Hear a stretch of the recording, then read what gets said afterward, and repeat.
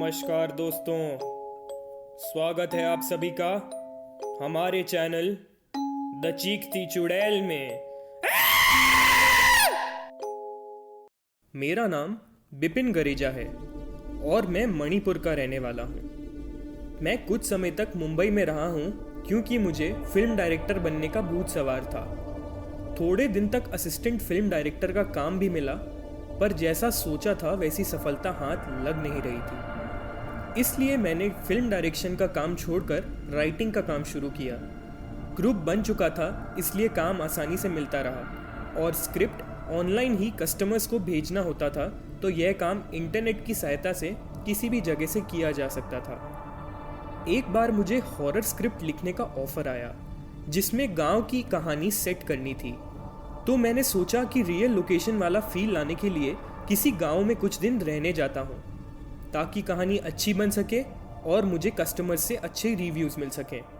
आगे काफ़ी सोच विचार करने के बाद मुझे किसी ने सुझाव दिया कि उत्तर प्रदेश में चंदनपुर गांव है जहां पर कई लोगों को भूत प्रेत के अनुभव हुए हैं। मैंने फ़ौरन वहां की टिकट कटाई और अपने लैपटॉप के साथ वहां जा पहुंचा। बस ने मुझे किसी कच्चे रास्ते पर उतारा।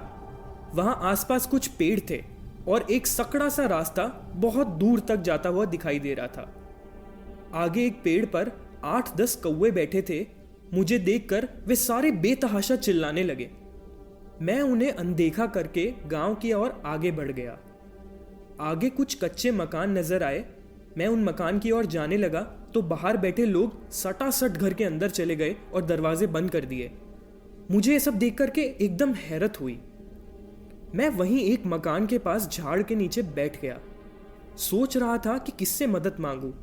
तभी अचानक मेरी नज़र ऊपर पेड़ की डाली पर गई। वहां पर एक डरावनी काली बिल्ली बैठी थी जो मेरी ओर ऐसे घूर कर देख रही थी जैसे मेरा शिकार कर लेगी। मैंने उसे डराने की कोशिश की तो वह उल्टा मुझे ही गुर्रा कर डराने लगी। कुछ देर बाद मैंने उसको अनदेखा कर दिया और फिर वहीं बैठ गया। तभी अचानक उस बिल्ली ने पीछे से मेरी गर्दन पर वार कर दिया। उसने अपने चारों बड़े दांत मेरी गर्दन पर गाड़ दिए और चारों पैरों के पंजों से मेरे कंधे नोचने लगी। मैंने फौरन उसे दूर हटाया और वहां से खड़ा होकर भाग गया। यह सब चल ही रहा था, तभी वहां पर एक डाकिया निकला और उसने मुझसे पूछा कि मैं वहां क्यों आया हूं। मैंने उसे अपना मकसद बताया तो उसने कहा कि यहाँ के लोग आपकी कोई मदद नहीं करेंगे। यह सारे डरे सहमे लोग हैं। इस गांव में रात को भूत प्रेत का तांडव होता है। उस डाकिये ने कहा कि सामने हमारा घर है, वहाँ कोई नहीं रहता है। हम इस गांव को छोड़ चुके हैं और पास के गांव में रहने चले गए हैं। आप चाहें तो मैं उस बंद घर की चाबी आपको दे सकता हूँ। मैंने फ़ौरन हाँ बोल दी। अब गांव में एक घर मिल गया था और आगे फ़ौरन मुझे अपना काम शुरू करना था। गले पर थोड़ी मर्रम पट्टी करके मैंने काम शुरू किया। कौवे वाली बात, बिल्ली वाली बात, लोगों के घर में चले जाने की बात और भूत प्रेत की अफवाहें, इन सब को तालबद्ध तरीके से मैंने लिखना शुरू कर दिया। उस गांव में मेरे लिए भरपूर मसाला था और डाकिये का मकान भी बड़ा था, तो शांति से मैं अपने काम में जुट गया। रात के करीब 2 बजे मैंने कहानी लिखकर अपना लैपटॉप बंद किया और खिड़की से चौक पर नज़र डाली और मैं हंसते हुए बोल पड़ा कि ज़रा देखूं तो भूत प्रेत का कुछ तांडव हो भी रहा है या लोग वैसे ही सबको उल्लू बना रहे हैं। खिड़की से झांक कर देखा तो मेरे रोंगटे खड़े हो गए। एक आदमी एक लड़की का गला दबा रहा था और एक आदमी उस बिल्ली वाले पेड़ पर रस्सी लटका रहा था। फिर उन्होंने उस लड़की को बालों से पकड़कर पेड़ के पास घसीटा और उसके गले में रस्सी डाली। इतना देखकर मैंने शोर मचा दिया और मेरे हाथ में जो कुछ भी आया उसे लेकर मैं चिल्लाता हुआ फौरन पेड़ की तरफ भागा। जब तक मैं वहां पहुंचा तब तक उन दोनों ने लड़की को पेड़ पर गले पे फांसी से लटका दिया था और लड़की तड़प रही थी। लेकिन जैसे ही मैं पेड़ तक पहुंचा वहां कुछ भी नहीं था। वह दोनों दरिंदे और पेड़ पर लटकी हुई लड़की सब गायब थे। यह सब देखकर मेरे तो होश ही उड़ गए। गांव के सब लोग खिड़की से मेरी ओर देख रहे थे पर कोई बाहर नहीं आया। मैंने देखा कि पेड़ पर वही काली बिल्ली अभी भी मौजूद थी और मुझे ही घूर रही थी। मैंने नज़र घुमाकर उस घर की ओर देखा जहां पर मैं ठहरा हुआ था। मुझे उस घर में कोई टहलता हुआ नजर आया और मेरा दिल बैठ गया।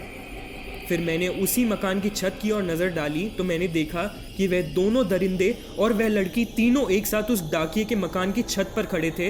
अब मेरी पूरी तरह से फटकर हाथ में आ चुकी थी। मैं समझ चुका था कि गलत फट्टे में टांग डाल दी है।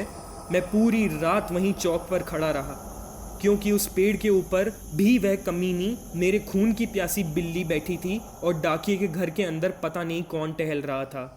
जैसे तैसे करके सुबह हो गई और मैंने फ़ौरन अपना सामान पैक कर डाला और ताला लेकर दरवाजे की ओर भागा। अभी मैं दरवाज़ा बंद करने ही वाला था कि मेरी नज़र दीवार पर पड़ी। वहाँ जो देखा उसे देखकर मेरी ज़बान हलक से नीचे उतर गई। उस दीवार पर उसी डाकिये की हार चढ़ी हुई फ़ोटो थी जिसने मुझे रहने के लिए मकान दिया था, और उस तस्वीर पर उसके जन्म और मृत्यु की तारीख भी लिखी थी। वह डाकिया 20 साल पहले मर चुका था और मैं जिससे मिला वह उसका प्रेत था। अपना बैग हाथ में लिए ताला चाबी वहीं फेंक कर मैं दौड़कर उस गांव के बाहर भाग आया। पास के गांव पर चाय की दुकान वाले को उस मनहूस गांव का रहस्य पूछा तो उसने कहा कि पेड़ के पास दिखने वाली लड़की उसी डाकिये की बेटी है जिसे इसी गांव के सरपंच के 2 बेटों ने मारकर लटका दिया था, और डाकिये ने अपनी बेटी की मौत का बदला लेते हुए सरपंच के दोनों बेटों को मरवा डाला था। फिर सरपंच के डर से खुद जहरीली दवाई खाकर उस डाकिये ने आत्महत्या कर ली थी। तभी से उन चारों की आत्मा इस गांव में भटकती रहती है और तांडव मचाती है। वहां जाने पर कहानी तो अच्छी मिल गई, पर ज़िंदगी में कभी ऐसी भूतिया जगहों पर रियल हॉरर स्टोरी खोजने कभी नहीं जाऊंगा। यह सब बातें फिल्मों में ही एंटरटेनिंग लगती हैं, हकीकत में अनुभव होने पर जान निकल जाती है।